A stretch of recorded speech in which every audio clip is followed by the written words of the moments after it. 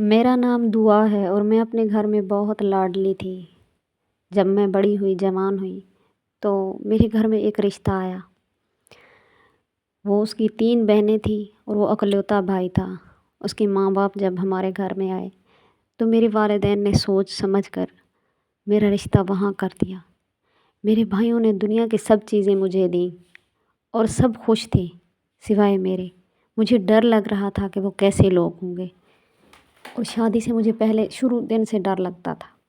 جب میری شادی ہو کر گئی تو میری ساس کا رویہ میرے ساتھ اچھا تھا، میرے شوہر کا بھی اچھا تھا اور میری نندوں کا بھی اچھا تھا۔ ایسے ابھی 3 دن ہی گزرے تھے، میرے ہاتھوں سے مہندی ابھی نہیں اتری تھی، میں نئی نویلی دلہن تھی۔ تو میری ساس نے صبح صبح کے وقت میرا دروازہ کھٹکھٹایا اور بولی، ابھی تک تم سو رہی ہو، اٹھو، ناشتہ بناؤ اور گھر کی صفائیاں کرو۔ میں اٹھی، ناشتہ بنایا، گھر کی صفائیاں کی، سب کے میں نے کپڑے دھوئے۔ اس کے بعد مجھے سارے کاموں پہ لگا دیتی تھی، ایسے ڈیلی روٹین میں مجھے کام کا کہہ دیتی تھی۔ میرا شوہر صرف کمرے کی حد تک ہی میرا شوہر تھا۔ وہ اپنی ماں اور بہنوں کی بات مانتا تھا۔ وہ کہتا تھا سارے مان تو میرے بہنوں اور ماں کے میں نے اٹھانے ہیں، اور تو ان کا بیٹا اور بھائی نہیں ہے۔ تو میں نے اس سے کہا، میں نے کب کہا ہے کہ ان کے مان نہ اٹھاؤ، لیکن جب میرے ساتھ زیادتی ہو رہی ہوتی ہے، آپ کی امی مجھے گالیاں دیتی ہے، لڑتی ہے، آپ کی بہنیں بھی، تب تو آپ میرا ساتھ دیا کریں۔ لیکن وہ میرا ساتھ نہیں دیتا تھا۔ میرے شوہر کو سب نے کہا کہ تم باہر کے ملک چلے جاؤ، تو میں نے کہا آپ ابھی نہ جائیں، کیونکہ میری شادی کو ابھی تھوڑے دن ہوئے ہیں۔ تو اس نے میری کوئی بات نہ مانی اور اس نے اپنی ویزا لگوا لیا۔ اللہ پاک نے مجھے امید سے کیا، تو تب مجھے بہت خوشی ہوئی۔ اسی طرح گرمی میں مجھ سے میری ساس کام کرواتی تھی، لڑتی تھی، اور میرے شوہر نے مجھے موبائل لے کر دیا تھا، وہ بھی اس نے لے لیا اور کہا کہ تم نہ میرے موبائل سے بات کرنا، اپنے شوہر سے تم اپنے موبائل سے نہ بات کیا کرو۔ پھر میں سارا دن گھر کا کام کرتی اور رات کو کافی دیر تک بیٹھ کر اپنے شوہر کی کال کا انتظار کرتی تھی۔ جب شوہر کال کرتا تو میری ساس کہتی تھی کہ ہمارے پاس بیٹھ کر بات کرو، تم علیحدہ کہیں نہیں جاؤ گی بات کرنے کے لیے۔ تب میں اپنی نندوں اور ساس کے پاس بیٹھ کر اپنے شوہر سے بات کرتی تھی۔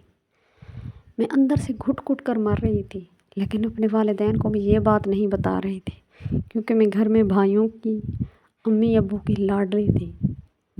ان کو اگر یہ بات بتاتی تو ان پر بہت ہی برا اثر پڑتا اور وہ اندر سے مردہ ہو جاتے۔ اس لیے میں نے خود کو تو آگ لگی ہوئی تھی، میں نے ان کو نہیں لگائی تھی۔ لیکن 1 سال کے بعد میرا شوہر گھر واپس آ گیا۔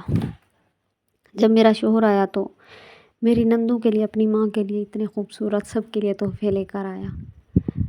جب میں نے شام کو پوچھا کہ میرا تحفہ کہاں ہے، تو اس نے مجھے غصے سے کہا، کیا آپ کو میں قبول نہیں ہوں؟ میں آ گیا ہوں، آپ کے لیے یہ کم ہے؟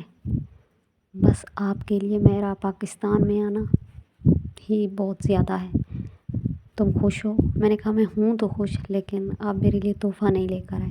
اس کے بعد میں چپ کر گئی، کیونکہ میرا شوہر اتنا اچھا نہیں تھا جو میری ہر بات سنتا اور مانتا۔ میری بیٹی پیدا ہوئی تو وہ بھی اللہ پاک نے لے لی۔ اس کے بعد میں بہت ہی پریشان رہتی تھی کہ میرا دنیا میں کوئی سہارا نہیں تھا۔ تو میری بیٹی فوت ہوئی تو میری ساس مجھے منحوس کہنے لگی۔ میری ساس نے مجھے کہا کہ تم تو اولاد ہمیں دے ہی نہیں سکتی۔ مجھے طرح طرح کے طعنے دینے لگی۔ میں اس طرح گھٹ گھٹ کر جینے لگی۔ ایک دن میں اپنے میکے گئی اور امی کو ساری حال حقیقت بتائی۔ امی نے مجھے کہا تم اپنے گھر میں اپنا گھر بساؤ، بھائیوں اور ابو کو بات نہ کرنا۔ لیکن میری امی نماز پڑھ کر، قرآن پڑھ کر روتی رہی اور دعائیں مانگتی رہی کہ اللہ پاک ان کو ہدایت دے اور میری بیٹی کے ساتھ وہ اچھا سلوک کرے۔ آج میری کہانی بنانے کا مقصد یہ ہے، میں آپ کو اس لیے بتا رہی ہوں کہ کسی کی بیٹی کے ساتھ جو کرتے ہیں نا، ان کی بیٹیاں بھی ہیں، مکافاتی عمل ضرور ہوتا ہے۔ دوسروں کی بیٹیوں کے ساتھ خدا را برا سلوک نہ کیا کریں۔ جو بیٹیاں ہم بیاہ کر دیتی ہیں وہ صرف شوہر کے لیے بیاہ کر دیتی ہیں، نہ کہ ساس اور نندوں کے لیے۔ ان کی نوکریاں کرنے کے لیے شوہر کو اپنی بیوی کے لیے اسٹینڈ ہر صورت ہر جگہ لینا چاہیے۔